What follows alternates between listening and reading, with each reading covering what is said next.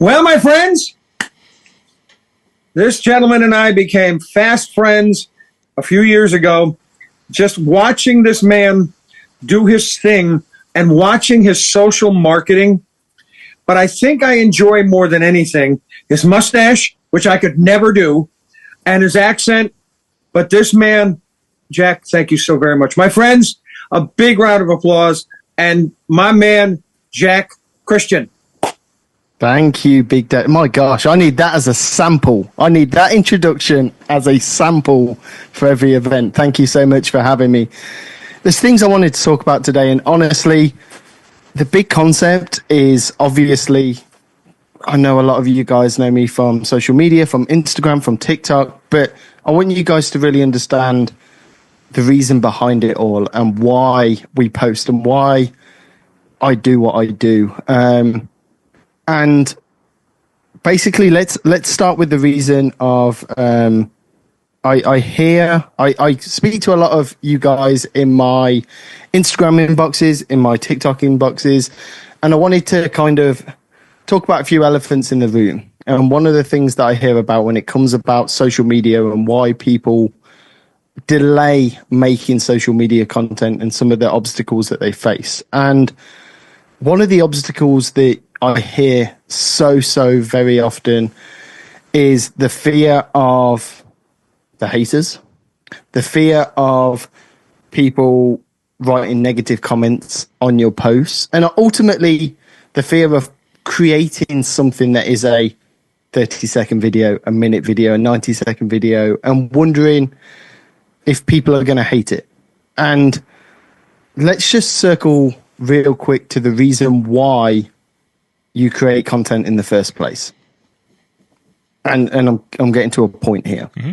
My big point on making social media content, and the reason that I make social media content, is to get bookings, to get booked, to reach couples, to meet couples that are engaged, to meet corporate clients that may want me out.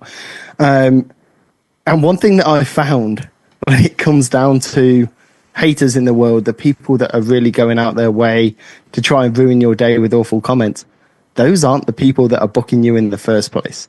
So ultimately, if you can take one thing away from this very quick 10-minute segment, is do not let the people that are not your target audience, not the people you're creating content for, stop you from progressing in your career. Michael had mentioned that it's been 5 years this week since COVID started. And that was honestly one of my first look into growing on social media. Obviously, we're all at home and trying to figure out how we can keep our businesses alive and how we were going to come out the other side once everything opened up. And social media was obviously, for many of us, not just me, but so many DJs, such a great tool to grow on, right? So ultimately, whoever you are, if you are out there watching this podcast and you're wondering, should I create content, do it. And make content for the right reasons. Make content to get booked. Make content to attract your clients. Don't worry about the haters out there. Now, I know Big Daddy has kind of heard me talk about this in Boston in my seminar, but there are ways that you can deal with hateful people, and there are ways that you can spin very awful and nasty comments into a plus for not only the person that wrote the comment, but also anyone that's reading your response to twist it into a positive. So firstly, if you have anyone ever comment on any piece of art content that you put out there, turn it into a positive. Reply back to them, but don't reply with nastiness. Don't reply with maliciousness. Reply with a little bit of love. Tell them, hey, if someone comments and says, hey, this video sucks, it's basic, you're a terrible DJ, whatever it be, you can just respond back and say, hey, I will, and you know, usually it's a DJ. So let's say it's a DJ in our industry, which often it can be. You can respond and say, hey, show me how it's done. I'm going to follow you. I can't wait for you to show me how to do it better. And if it's not somebody that's in our industry, that's another DJ, that's somebody working in weddings, events, private events, or any kind of music industry, then they're not your target audience anyway, and you should not be letting their comments change the way that you're posting and putting out content that you're proud of. Okay, so for me, ultimately, why do I create social media? It is, of course, to get booked. But if any of you guys follow my Instagram, I do post a lot of DJ content, and I love Instagram because you can kind of give a little bit more in depth into your life than just DJ, right? So one of the things that I love about Instagram is I can post on my stories my day to day. And I spend my stories posting about going to the gym, which I love to take that opportunity to listen to other DJs' mixtapes, to, spread the love and to share engagement on other people's. I like to post about my kiddos. I love to post when we're at the park, when we're making dinner, when I'm picking up from school. And ultimately, everything that I do is all to provide for my family, as I'm sure it is for so many of you guys out there.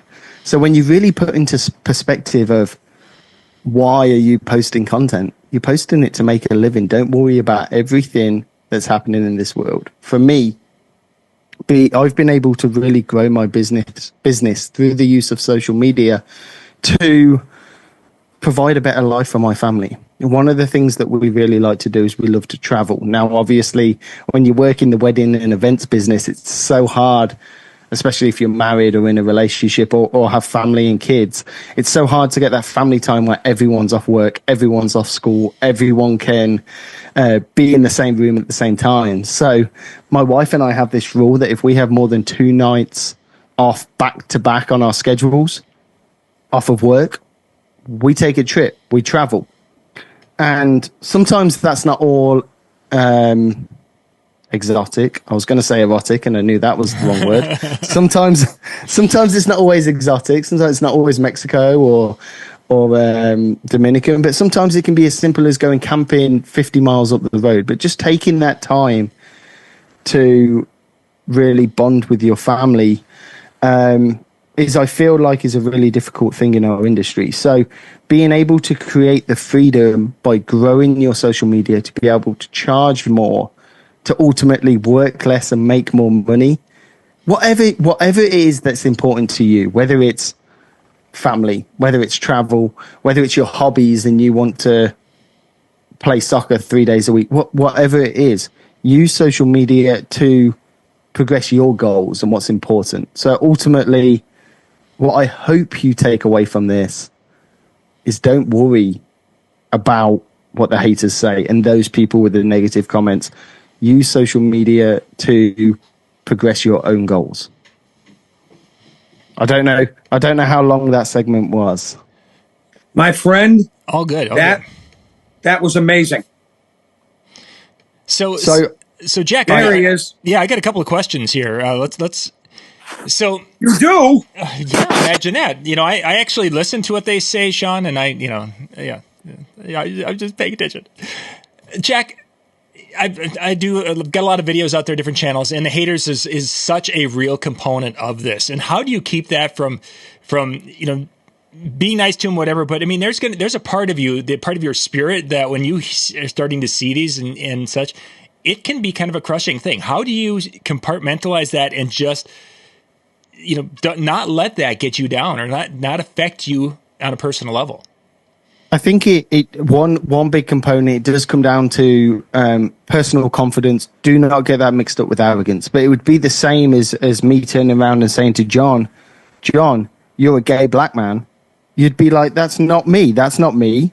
I'm definitely, or you're blonde haired. I'm not blonde haired. So if someone was saying things in your inbox that wasn't true to you and you didn't believe what those haters were saying, why would you let it get to you? Mm-hmm. And I completely can understand and see how it can hurt your feelings and how it can get to you. But just trying to be confident in what you do and your beliefs and what you're posting, the confidence in you. Don't let what someone's saying that doesn't know you personally, it's never anyone that knows you personally, right, put you put you down and make you think anything otherwise about yourself. And I'm a big believer of this. Obviously, I'm a goofy looking white guy. I usually wear glasses, but I can't wear glasses because the ring light projects into them. And I get all kinds of comments. But you know what? I don't care. Yeah. I don't care, because ultimately for every and this I'm sure many of you understand as well. If you get 5 comments on a video, 4 of them say that is awesome, that's amazing, I love that, and 1 of them said that sucked, you're awful.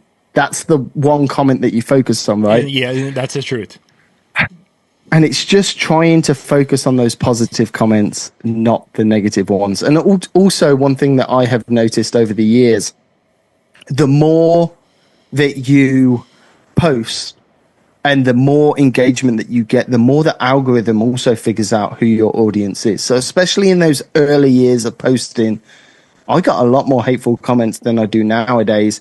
You almost have to give the algorithm enough information to know, okay, this is the audience for Jack.